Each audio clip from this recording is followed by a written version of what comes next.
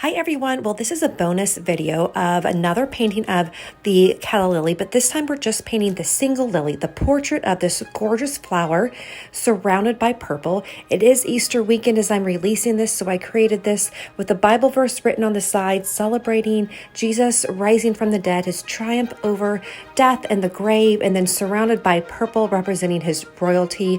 I really enjoyed creating just a focus of a single beautiful stem, and I hope you do too. You need just a couple of colors. You're going to use a purple, green, a little bit of yellow as well. Bring some paper towels because we'll be doing quite a bit of dabbing, and then we're going to write in a verse. You can write in a prayer with the white gel pen. I think you're going to love this.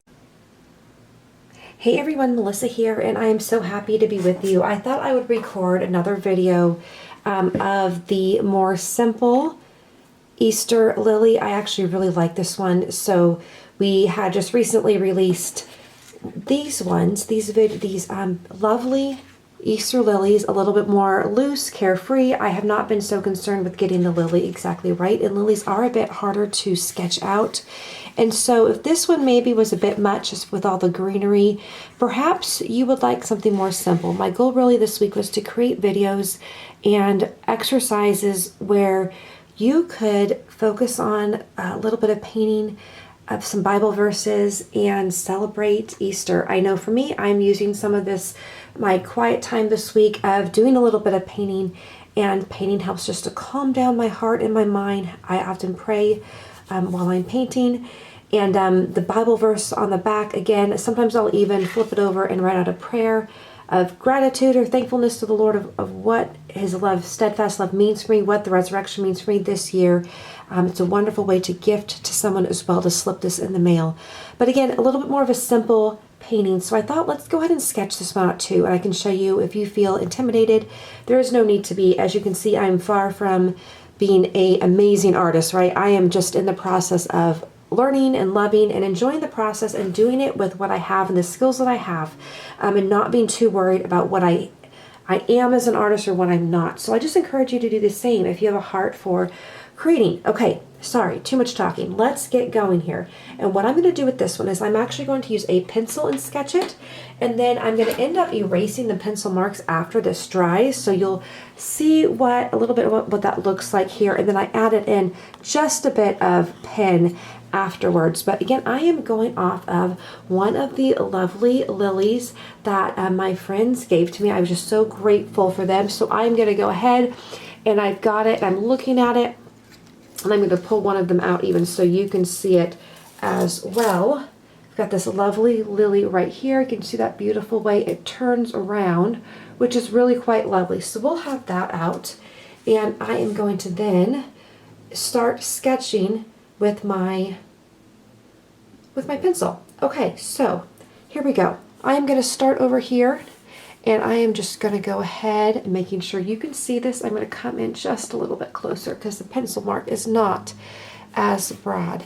All right, I'm going to come over here, and I'm going to come around. I see the lily, that edge of the lily is just, it kind of fades off, right? So when I'm painting it, it's fading off into the distance. I can't see all of it. It definitely wraps itself around.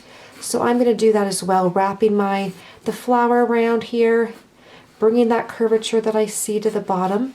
And I want to create a bit of a stem, not a lot of a stem, but we do need a bit of a stem here. So making sure that you give yourself enough room to create that stem.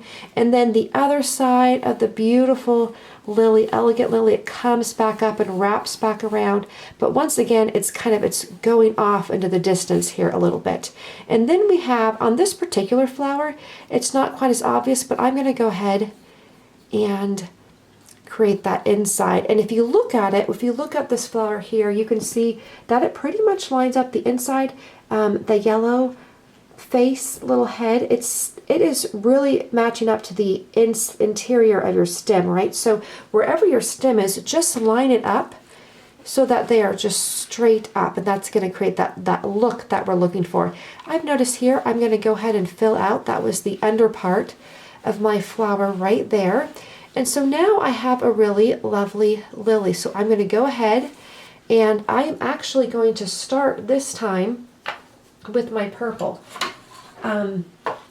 I'm going to grab my purple here, and that exterior part we're going to create. I'm sorry, I take that back. Let's actually start with the yellow because I want that to dry for a bit. Grab your yellow, and once again, I have kind of a mixture of yellows, but any cadmium yellow light might be a bit bright. Grab your cadmium yellow medium. Even if you have lemon yellow, you could always water it down a bit if it feels too bright. We are trying to create a sense of contrast, that purity that is represented in the lily, right? Christ's purity, his love for us. That white too is the light, represents the light. I'm going to just come on down here. Remembering too, the other day I was talking about how let's pick up some green. The lily represents Christ. That bulb goes underground, spends the winter there, and then bursts forth in the spring as Christ died. He was underground for 3 days and then burst forth in new life. So we just celebrate that this week, which is wonderful. Now I'm going to get some water on my brush. I actually see some light green, just a little bit. That's not that bold though, so I will go ahead, make sure you have a paper towel so that you can just blot it, because that way we get some green, but we don't get tons of green. And then what I come back and do as well is I just rinse off my brush, and then I just soften that up again, right? So we're moving that color around. Again, we want to keep that sense of contrast, and the purple is just going to make everything else pop. So again, I'm going to come on down here. I'm going to pull a little bit more green in.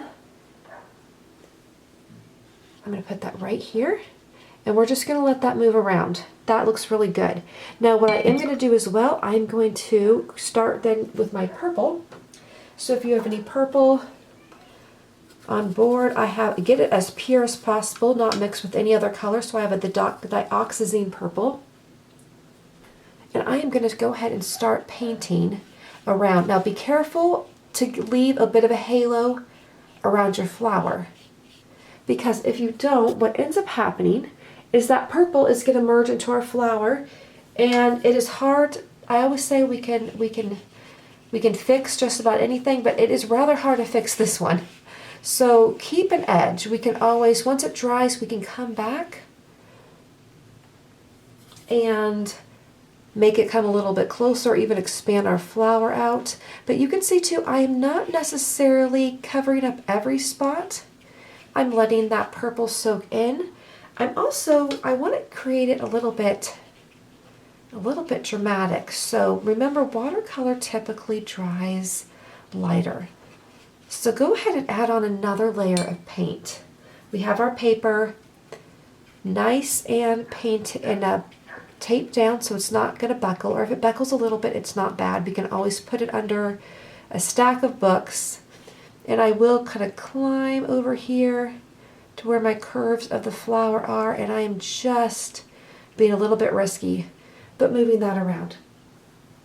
And so that is really creating the drama, right? And I love purple, that color of royalty, as Jesus Christ is King of Kings, Lord of Lords, a sense of, he conquered death, the triumphant King.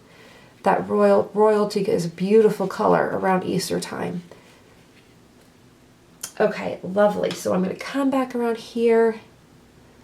I'm so curious too, if you saw the other video, if you like more of the single flowers, is this feels more doable, or do you like creating that sense of a bouquet and a really full pattern? You can definitely let me know in the comments, and I can create things that you would like to see. Okay, so now that we have this, you'll notice too, it's edging into here. That's fine. I'm going to come back. That's just some of the yellow getting into the purple, not a big deal. I'll just dab in some more purple, but making sure I don't want it to seep into the flower. Now grab the smallest brush you have, and grab that, and then put a little bit of purple in with your yellow, not a lot, just a little bit. And then we're going to just come out in the middle, and I'm just going to add a bit of color in here. And I'm going to come over here. Again, that purple and yellow creates a bit of a contrast. And just moving where I see some shadowing. Also, when we erase the pencil, you'll discover that you might have it looking rather bare because the pencil was creating a line, so we want to create that color. And I'm going to even come down here and just let that green mix in. That looks really nice. I'm going to add a little purple too to the green. Not a lot.